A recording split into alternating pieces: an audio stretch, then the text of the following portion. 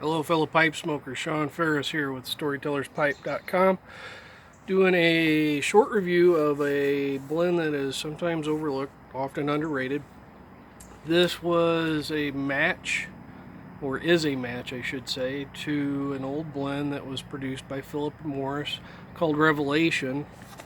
It was a favorite of Albert Einstein's back when it was Revelation, and Cornell Diehl did a match, recreated it, and they call it Epiphany.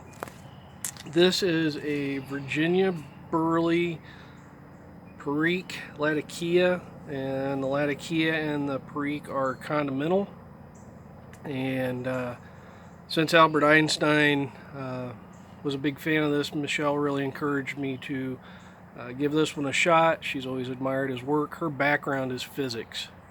So I married up. She's extremely intelligent, and I am not so much. So go me.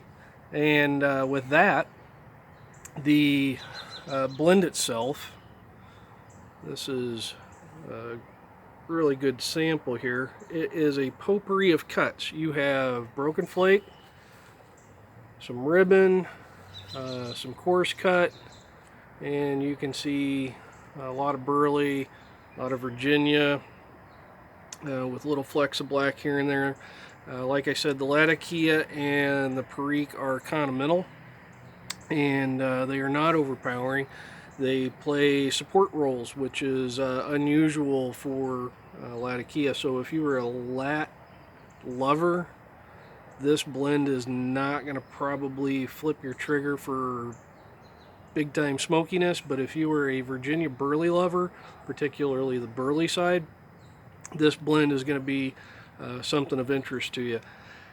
The Perique gives it just a little touch of sweet, a little touch of spicy here and there, but nothing that is overpowering. And it's really an enjoyable smoke. So the tin note, pick up on that sour, grassy, red Virginia, a little bit of earthy, nutty, burley, just a real mild undertone of sweet and smoky.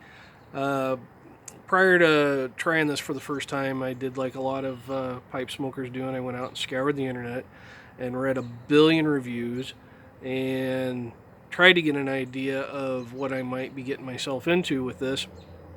And I had read a number of reviews that had talked about the fruity kind of top casing.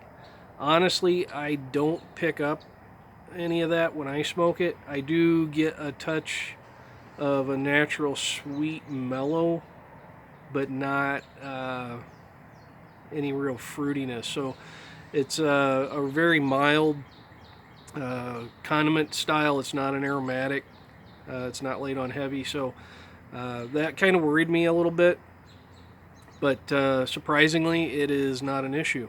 So when I smoke this, I get the sourness of the Virginia. I get a little touch of earthy nuttiness, a little waft of smokiness, a little waft of touch of spicy, but they're underlying. They play in and out. So this is one of those blends that for somebody looking for that really easygoing, could be an all-day blend. This could be right up your alley if you're looking for something that also has a little bit of character. So when you have time and you want to sit back and pontificate, that is a nickel word right there, free, no charge. If you want to pontificate while you smoke your pipe and sort out what your senses are picking up, it is a very interesting, complex blend with that regard. So it has that odd position of being both very intriguing, very thoughtful smoke, but also one that you can go about your day and smoke without a lot of concern, and you know that you're going to have a fairly stable I guess is kind of the best way to put it. Easygoing Virginia burley as you go through your day that you don't have to think hard about.